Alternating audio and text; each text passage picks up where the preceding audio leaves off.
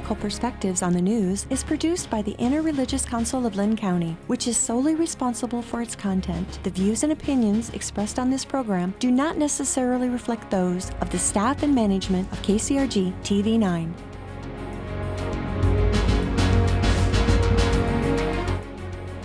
Good morning. Welcome to a new season and this week's edition of Ethical Perspectives on the News. My name is Craig VanSandt. I teach at the University of Northern Iowa and hold the David W. Wilson Chair in Business Ethics there. We're doing something a little new for us this time in that we are recreating a show that originally aired last May. The panelists and I, after the show that showed in May, were so energized and so compelled by the subject matter that we felt like we had to do a follow-up show to bionic engineering of humans, what it means to be human. I'd like to welcome back to the show today Tom Javoroski, who teaches philosophy at Coe College. Tom, thank you for coming back. Thank you. And I'd also like to welcome Suresh Raghavan, who is a professor of biomedical engineering at the University of Iowa. Suresh, thanks for coming back. Thanks for having me. As we discussed on our first show, advances in medical technology, artificial intelligence, mechanical organs, and bionic limbs are stretching our idea of what it means to be human. And Suresh, I'd like to start with you. Teaching biomedical engineering, you're on the cutting edge of what's available out there. Could you talk to us a little bit about what constitutes a bionic device and maybe give us some examples of what is and isn't that? So because bionics is not a scientific term, but rather a popular term, there's probably some spectrum of opinions about what constitutes bionic device, probably depending on how broad or how narrow one wants to be. But typically, I think one way we could define a bionic device would be these are devices that are attached to the human body, probably have an electromechanical component or behavior to them. And these are also devices that interact with the outside in some direct manner. So a classic example of a bionic device would be perhaps an electromechanical limb that could be attached to, say, an amputee that has some sensors that sense, say, electrical signals in the muscles or nerve endings in order to drive motors in the limb, in the prosthetic limb, in some specific ways so that someone who could previously not walk up a stairs could now be able to do that with the ankle joints articulating in clever ways and so forth. Another example could be, it doesn't have to be just prosthetic devices per se. Bionics could also constitute, say, a brain-computer interface. This could be something where you have sensors attached to either typically inside the skull, perhaps even outside the skull, picking up electrical signals in the brain and then interpreting them and driving a computer to do something, maybe somehow speak to a computer and so forth. So those would sort of constitute bionic devices in the popular press.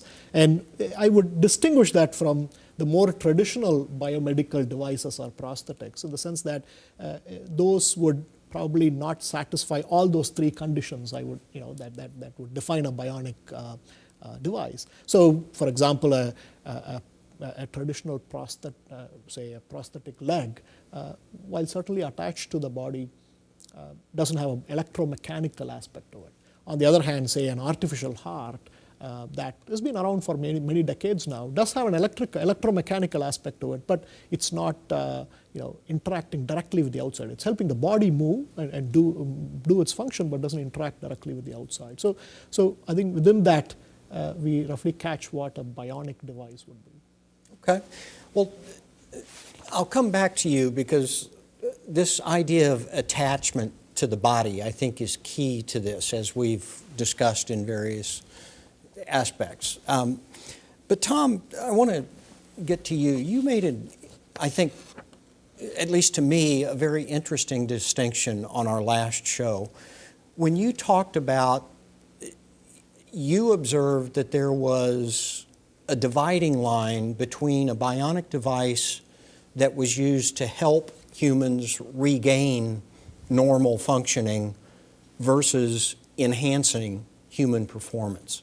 Could you expand on that a little bit? Yeah, I think this is intuitively and perhaps popularly, this is one of the distinctions that people will start to make if you ask about something we might call an enhancement, a bionic enhancement or a mechanical enhancement, or even a pharmaceutical enhancement. There's a difference between what we might call, we might want to categorize as therapy, something that a device or a drug that would return somebody in some way to, and I'm going to put quotes around this, normal functioning, right? As opposed to something that would enhance somebody beyond whatever we would mean by normal functioning. And I think that a lot of people want to go there intuitively when they talk about enhancements. And the first one would be something that's acceptable to a lot of people, and the second one, particularly in competitions, would be something that's a little less acceptable. And I think that distinction is important to pay attention to, but it's a distinction that you start to lose if you try to draw too fine of a line. If we take, for instance, the classic definition of normal, meaning the normal distribution of all human activity, right? And we say that what we want... Classic bell curve. Right. Normal not applied to an individual, but applied to the entire population. And we say that what we're interested in is bringing people into the normal distribution of human activity. And if we sort of fudge that and say, well, somebody born without legs, technically they're on the normal distribution of what they can do. But if we say we want to get them able to walk like most people in that bell curve can do, then a device that allows that person to walk is getting them back into the center of the bell curve, right? But something that would, and certainly something that would allow me to run at 60 miles an hour would shoot me well past the other side of the bell curve, and that would be problematic. But even something that keeps me on the normal range of human activity, if I were to have a device implanted that would allow me to run 100 meters a tenth of a second slower than Usain Bolt, we wouldn't call that therapy, we would call that enhancement, because anybody who knows me knows I can't run that fast and I'm never going to be able to. And so it's not a returning of some sort of normal to me. At the same time, though, you have to be careful if you mean by returning to normal sort of what somebody might say, well, somebody born without legs, we want to get them to be able to do what they would be able to do normally had they been born with legs. But that's tricky because we don't know. We're talking about counterfactuals now. What would that person be? Maybe he is Usain Bolt. Had Usain Bolt lost his legs at 3, and somebody said, let's give him some bionic legs, some prosthetic legs with some motors in them, and let's make him able to break world records. Well, that's too much. That's enhancement, right? But he's Usain Bolt. He was going to be able to do that. We just don't know, right? So it's a useful distinction, but if you try to pick it apart too carefully, you're going to lose the actual distinction between acceptable therapy enhancements and sort of unacceptable enhancements. Okay. Well, I want to come back to this idea of attachment and enhancement. My father was an optometrist, so I've grown up knowing about glasses, and I've worn glasses since I was in the 6th grade, which returns me to a fairly normal vision. Why are wearing glasses okay, but wearing something akin to binoculars that would allow me to see much farther away, like if I was at a football game, why would that not be okay? So I assume when you say binoculars, you mean the binoculars that are somehow implanted inside the eye or something like that, right? And I think, yes, there seems to be something about this permanency of the attachment that somehow seems to cross a line, I suspect. And I think probably Tom might be better placed to pick it apart and sort of parse it for us, I think. But I would say generally, I think it seems to bring up one issue is if it's the kind that you attach, it seems to, there's probably a psychological attachment aspect to it. and I let Tom talk about the uncanny valley as a phenomenon that we were talking about. But there is also an accessibility aspect to it. Somehow, if it's the kind that gets implanted in the eye, for example, it probably required significant expense, significant skills, expert practitioners were involved. There is an accessibility aspect to it as well that seems to come up when it's an attached device as opposed to when it's a wearable device. And I think between that's, in my opinion, the psychological aspect of attachment and the accessibility that comes with attachment somehow make attachments different, I suspect. And perhaps Tom could. Yeah, I'd agree that the idea that that you're gonna carry a tool with you that like a standard pair of binoculars that you would use, right? In some way, it's not modifying your body. It's just something you carry along with you. And this notion of modifying your body carries with it all sorts of baggage. There's religious baggage of people who want to say that, right? You've heard these terms, God-given gifts, and many people are lax to want to change the sort of beings that we are. Whereas carrying a tool doesn't change who I am, but implanting something in me changes my identity rather substantially. What I am is now very different if something's attached to me versus being just carried by me. And you'll see this notion too in notions, people who don't want to talk about maybe deities, but they'll talk about things being unnatural. And of course, if it's almost incomprehensible if they mean the biosphere intended something, right? Evolution doesn't intend anything for anything to happen, or doesn't intend for us to do anything. But at the same time, they've got this almost sort of pseudo-religious notion of things not being what nature intended, and they revolt against it as well.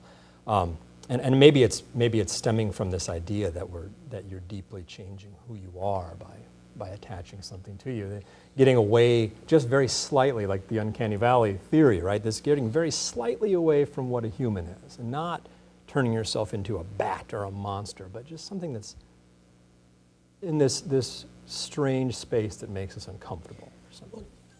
But I want to push both of you on that. I had the opportunity several times over the last couple of years to visit Amsterdam. And beautiful city, very attractive people who live there. The average height is over 6 feet for people who live in Amsterdam, males who live in Amsterdam, and females' average height is 5'10" or 5'11". That's way bigger than where we come from. Although, Tom, you're tall, but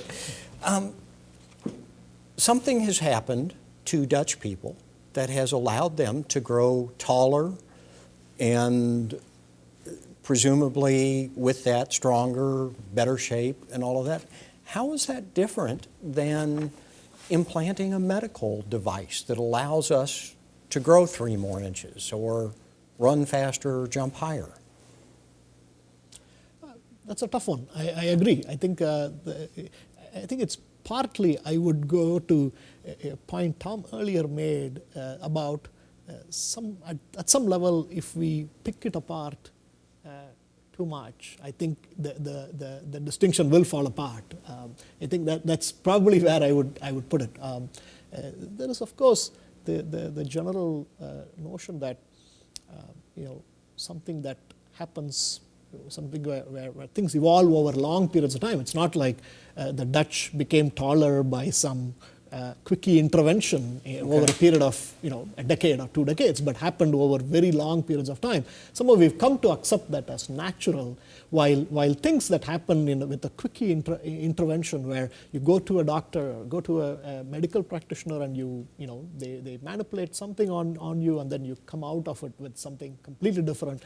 I think it's a very sudden change, and that suddenness of that would surely be something to think about. I can imagine that's a legitimate concern that should bring up ethical issues, while something that happens over a very long period of time probably doesn't, I would say. Yeah, to pick up on exactly that point, unlike the sort of incoherentness of what nature intended, there's this idea that there's something inauthentic, to borrow from the existentialists, about quickie fixes, right?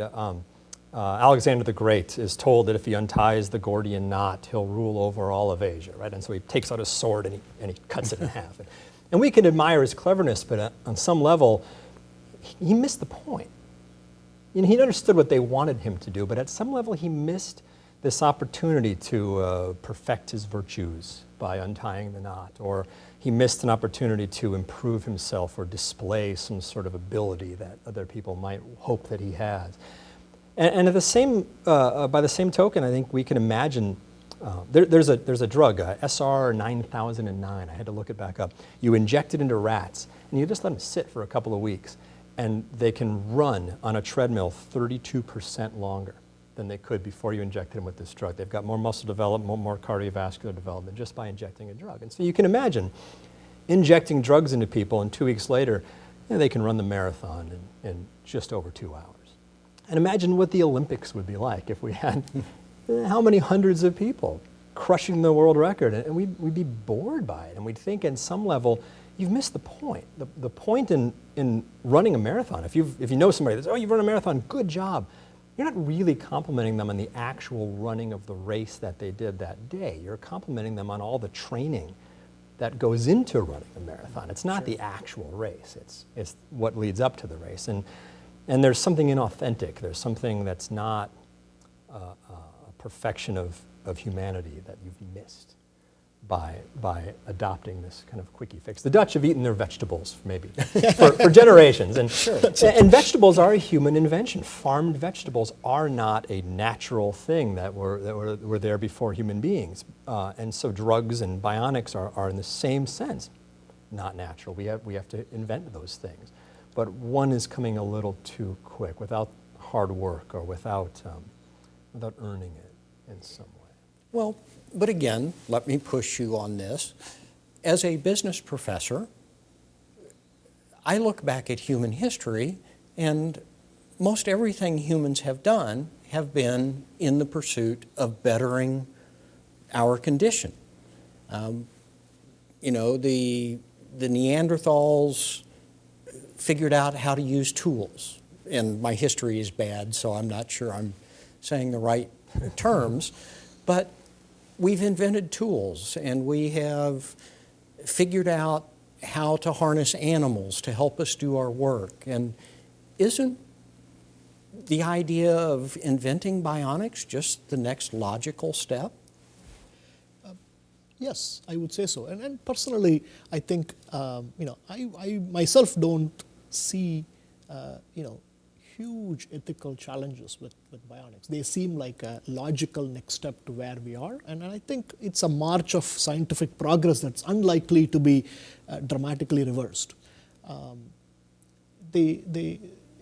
I think there are challenges that we should be aware of and be thinking about. Tom brought up the point about the drug that you could inject in the rats and they perform better. That brings up something very interesting, right? In fact, the sort of ethical challenges that bionic devices are going to bring up, the kind where we are trying to enhance over the norm and so forth, well, those things are already being played out in the biochemical realm, right? We can almost think of bionics as the biophysical realm, while the performance-enhancing drugs is similar, the same idea at the biochemical realm. And with that too, there are drugs that do in fact improve humans with depleted function. They do bring them to norm, but those same drugs may be used to make someone at the norm go beyond the norm, which is our performance-enhancing drugs and so forth. And I think the society correctly has a significant negative connotation to the latter, use of performance-enhancing drugs to improve it. And I think there tend to be two reasons. One seems to be the legitimate concern about safety. Right? It seems very clear, at least the data seems to suggest, that performance-enhancing drugs may take you beyond the norm in the short term, but actually in the long term, they will actually bring you away from the norm, in fact, make it worse than the norm. And this is a legitimate safety concern with performance-enhancing drugs. If that safety concern wasn't there at all, I think we might be looking at performance-enhancing drugs in a very different way. So that clearly is one issue. And I think similarly that may apply with the bionic implants as well. It might take a long time to show, if you put implant a binocular in your eye, you might get to watch that game well, but you might lose your eye at 60 when otherwise it might last a lot longer, right? So there is that safety aspect to it that is likely to play out in the bionic realm. So that should naturally give us some pause, I think. And actually, the other concern, of course, is I think what we touched upon earlier about the accessibility. I mean, how accessible it is. Do the rich have the same, poor have the same access as rich? Those sorts of things, and any number of concerns about the idea of unnatural aspect of it, right? And is it right for what are the concerns when we start going beyond what is natural and so forth? And there is all this somehow plays back into the safety idea. There's a notion that somehow if we do these things that didn't take a long time for us to evolve into, it's possible that it might hurt us. It's just, maybe not in the short term, but in the long term, that sort of a thing. But you can get people to I think, flip their intuitions if you also change what we're using them for, right? So we're terribly concerned about safety these days. I mean, when's the last time we've sent somebody to the moon? It's very dangerous. We haven't done that in a long time. We won't accept it anymore. But we're maybe getting ready to send somebody to Mars, right? And which is infinitely safe. Yeah, it's perfectly safe. Well, Matt Damon can do it. So if we take competition out of it in the realm of sports, right, where people are terribly concerned about performance-enhancing drugs, and we say, look, we've picked these 10 people, and we're going to send them to Mars. But Mars is terribly dangerous, so what we're going to need to do is inject SR 9009 in them to make sure that they have this incredible muscular system. And then we're also going to have to replace their arms. They're going to need big clampy claws, and they're going to need some torches and some saws built in, right? And they're going to need all this in order to survive this mission to Mars. I suspect you'd have the people, of course, who would be saying it's unnatural. But I think the people who are objecting to accessibility wouldn't think about accessibility problems, because this is a special use for special people who are going to do something very special, and it's bold and it's noble, and we would cheer as they got their arms cut off and implanted with chompy claws and things, right?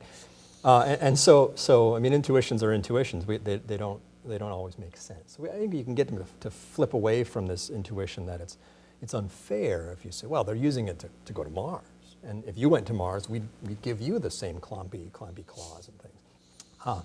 But at the same time, then if we say, now we're going to open it up, and anybody in America is going to be able to get, if they can afford it, clampy claws.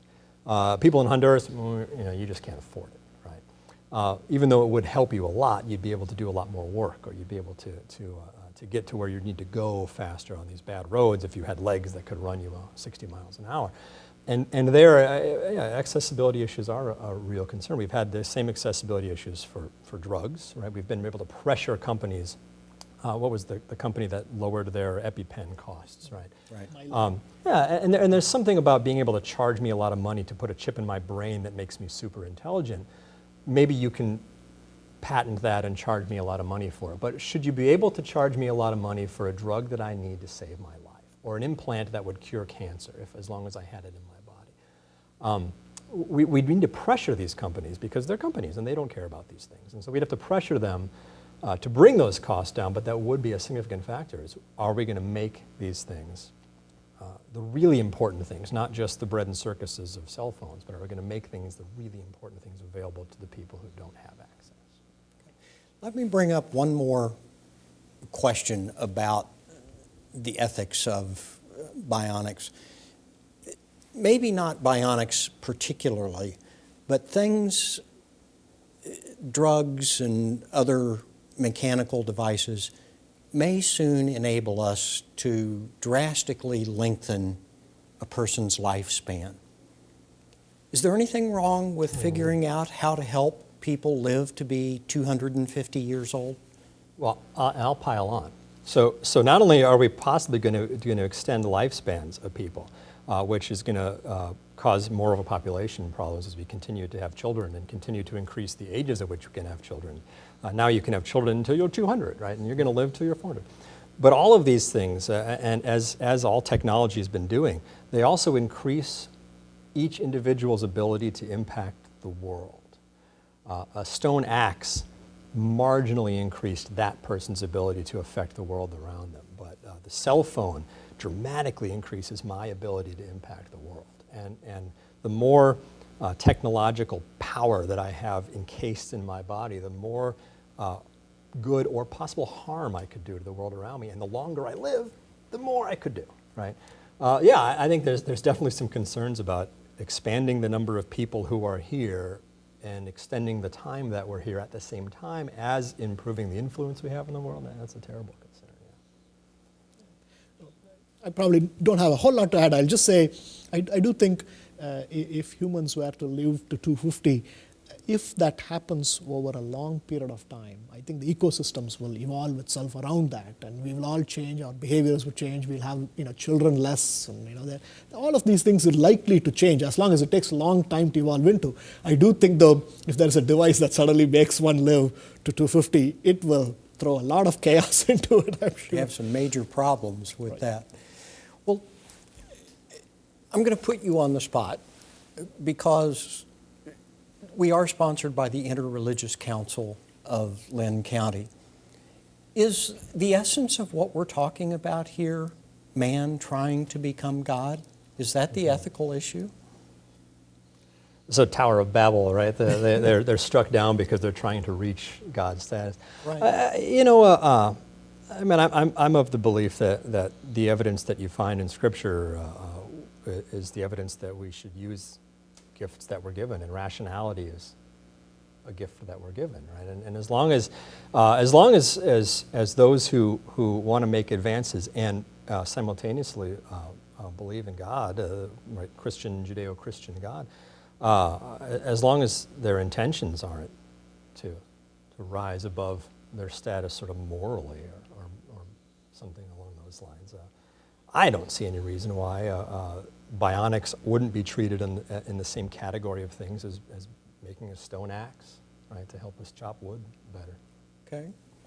Suresh? Well, I'm glad Tom took this question first. No, I have nothing to add. I think what you said makes sense. It